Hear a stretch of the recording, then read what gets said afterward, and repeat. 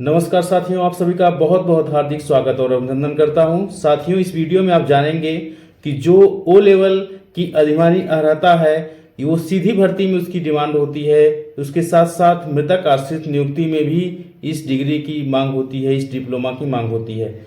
इस वीडियो में आप जानेंगे कि ओ लेवल की जो अधिमानी अर्हता है उसके समकक्ष मैं आपको 28 डिप्लोमा के बारे में, डिग्री के बारे में आपको जानकारी दूंगा और 10 ऐसे तरीकों, ऐसे माध्यम के बारे में जानकारी दूंगा जिसके माध्यम से आप डिग्री प्राप्त कर सकते हैं और वह योग्यताएं आपके ओ लेवल के समकक्ष मानी जाएंगी। ये जरूरी नहीं है कि आप ओ लेवल ही करें, उसके अतिरिक्त भी 28 ऐसे डिप्लोमा हैं जिनको करने के बाद आप ओ लेवल के सब्स्टिट्यूट में लगा सकते हैं। तो आइए हम देखते हैं डिटेल में। जैसा कि आप हेडिंग में देख पा रहे हैं, ओ लेवल और उसकी समकक्षता का निर्धारण। इसके संबंध में ये शासनादेश है सन 2022 का, सन 2022 का शासनादेश है। ये शासनादेश संख्या है। इसको प्रेषित करने वाले हैं डॉक्टर देवेश चतुर्वेदी, अपर मुख्य सचिव उत्तर प्रदेश शासन। सेवा में है समस्त अपर मुख्य सचिव, प्रमुख सचिव, समस्त विभागाध्यक्ष, समस्त मंडलायुक्त, जिलाधिकारी उत्तर प्रदेश। ये लेटर भेजा गया है 5 मई 2022 को। यानी ये नवीनतम संशोधन है, नवीनतम शासनादेश है। आगे देखते हैं।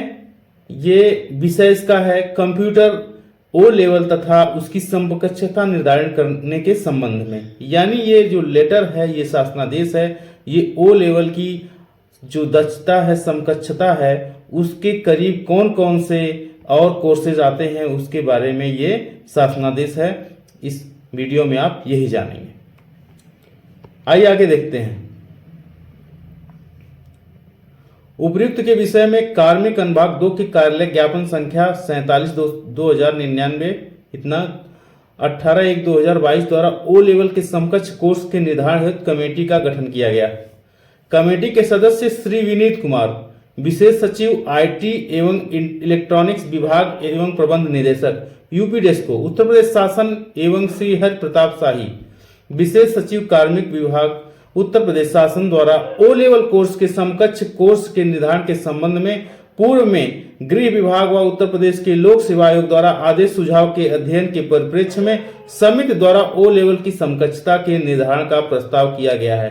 यानी ये जो अब तक मैं आपको ये शासनादेश का ये भाग हिस्सा, ये स्टेंजा पढ़ा हूं, इसका यही है भावार्थ कि ओ लेवल के जो समकक्ष कोर्सेज हैं उनके बारे में ये डिटेल बात आगे की जाएगी।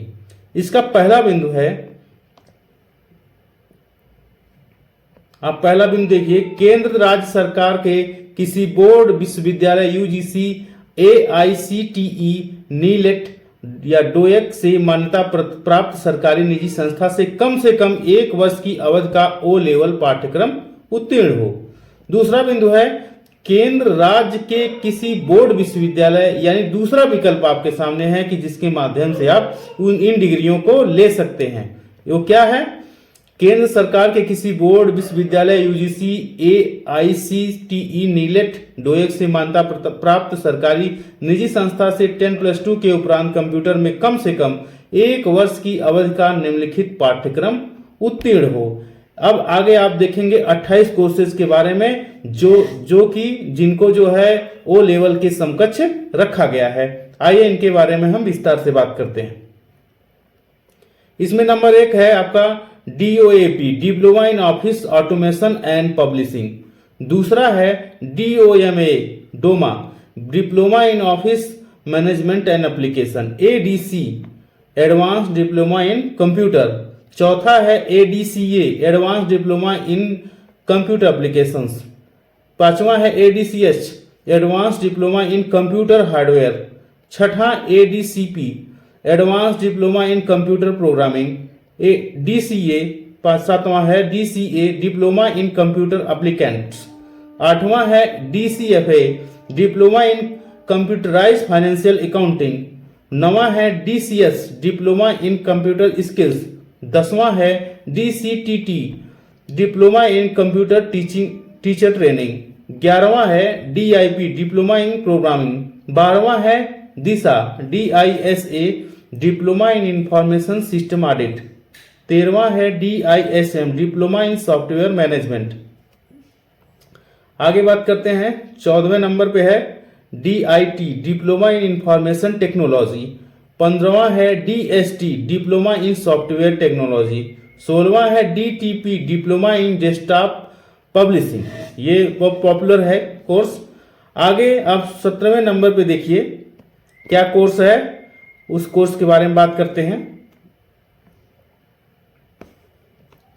17वें नंबर पे है MDCA master diploma in computer application, 8वां है MDCISM master diploma in computer information and system management, 19वां है MDIT master diploma in information technology, 20वां है MOMSP diploma in modern office management and secretarial practice, 21वां है CINSN continuous integration and system networking course, 22वां है ADCTST advance diploma in computer software technology, 23वां है ADHN advance diploma in hardware and networking, 24वां है ADI advance diploma in information technology, 25 number पे है ADP automated data processing course, 26 number पे है ADSC advance diploma in software engineering, 27 number पे है AITT all India trade test है, ठीक है।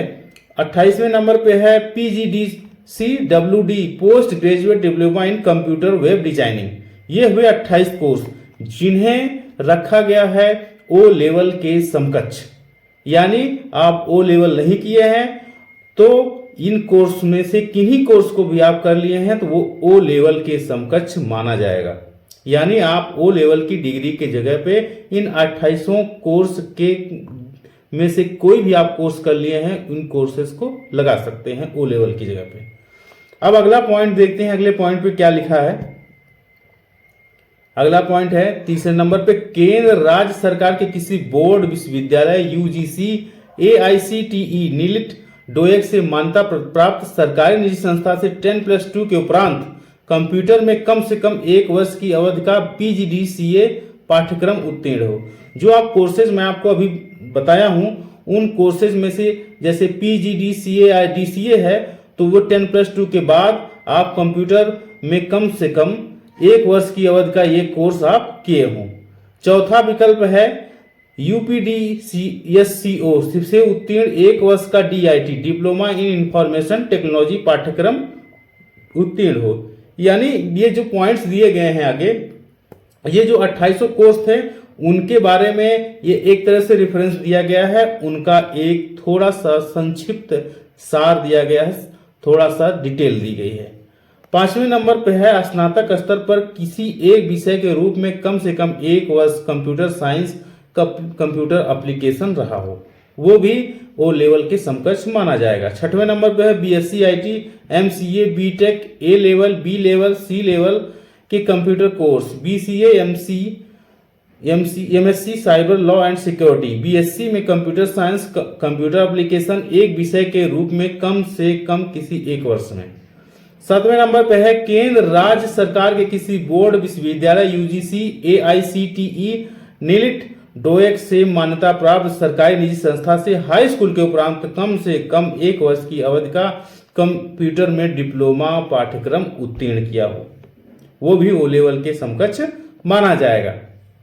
8वें नंबर पे है केंद्र राज्य के किसी बोर्ड विश्वविद्यालय UGC AICTE नीलिट डोएक से मान्यता प्राप्त राष्ट्रीय कंप्यूटर साक्षरता मिशन से कंप्यूटर में कम से कम 1 वर्ष की अवधि का पाठ्यक्रम उत्तीर्ण हो। 9वें नंबर पे है ITI में 52 सप्ताह का computer operator and programming assistance COPA course उत्तीर्ण हो, तो वो भी जो है 52 सप्ताह का वो भी ओ लेवल के समकक्ष माना जाएगा। 10वें नंबर पे है केंद्र राज्य सरकार के किसी बोर्ड विश्वविद्यालय UGC AICTE नीलिट डोएक से मान्यता प्राप्त सरकारी निजी संस्था से 3 वर्षीय diploma in computer engineering information technology electronics engineering में उत्तीर्ण की हो।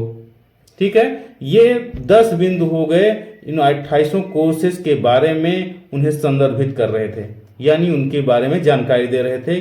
कोई किसी तरह की जो अगर शंका हो तो उसके लिए समाधान ये बिंदु उन 28 कोर्सों के बारे में रेफरेंस प्रदान कर रहे थे, जानकारी दे रहे थे। तो ये हुआ आपके 28 कोर्स और 10 बिंदु तरीके, जो आप ये कोर्स कर लेने के उपरांत आप ओ लेवल के समकक्ष इन कोर्सेज का इस्तेमाल कर सकते हैं, उनकी जगह पर प्रतिस्थापन इन कोर्सेज का कर सकते हैं। ठीक है। अब इसमें दूसरा बिंदु है आता है यह कहने का निर्देश हुआ है कि कंप्यूटर कोर्स ओ लेवल तथा उसकी समकक्षता निर्धारित किए जाने हेतु उपयुक्तता अनुसार कार्रवाई सुनिश्चित कराने का कष्ट करें। यह शासनादेश भविष्य में विज्ञापित होने वाले चयन पर लागू होगा। ये जो भविष्य में यानी 2022 का 5 मई 2022 का ये शासनादेश है, तो उसके बाद से जो भर्तियां आ रही हैं या आज के बाद जो भी भर्तियां आएंगी उन सब पे ये लागू हो रहा है। 5 मई 2022 के बाद से ये लागू है। ठीक है। ये नीचे नाम है देवेश चतुर्वेदी जी का, ये अपर मुख्य सचिव हैं। ठीक है साथियों, तो उम्मीद करता हूँ ये आपके लिए सेशन काफ़ी लाभकारी होगा। बहुत सारे लोगों की क्वेरी थी, इसलिए ये मुझे बनाना बहुत ज़रूरी लगा। और ये वीडियो जो है आप कई लोगों को, अपने परिचितों को आप शेयर करिए ताकि अन्य लोगों का भी मार्गदर्शन हो सके, उनको भी जागरूकता उनकी बढ़ सके। ठीक है साथियों, क्योंकि जागरूकता के अभाव में बहुत सारी समस्याओं का लोगों को सामना करना पड़ रहा है। मेरा उद्देश्य एकमात्र है लोगों में जागरूकता फैलाना। ठीक है साथियों, उसमें मेरा आप सहयोग करिए। आपका बहुत बहुत धन्यवाद होगा।